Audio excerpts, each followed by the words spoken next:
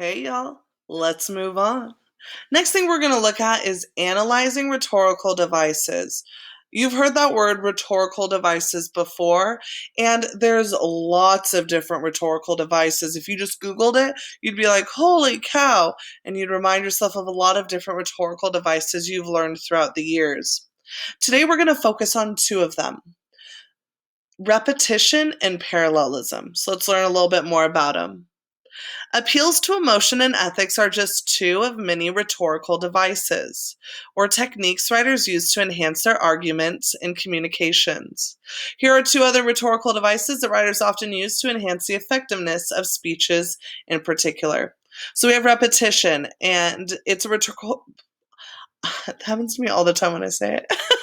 It's a rhetorical device in which a sound, word, phrase, clause, or line is repeated for emphasis or to give a text or speech a sense of unity. Repetition also helps reinforce meaning and can create an appealing rhythm, as in this example. And the example they give is, after Auschwitz, the human condition is no longer the same. After Auschwitz, nothing will ever be the same. So they might be really trying to dig a point home with you. You'll notice there's going to be something that's repeated 4 times, and it should stand out when you're reading the whole speech coming up in just a page or two. So be on the lookout for our writers and people giving speeches and all those different people. Watch for repetition and know if something is being repeated more than once, it's probably important. Okay, so keep an eye on it. Next one is parallelism, and that's the use of words, phrases, clauses, or lines that have a similar structure or grammatical form.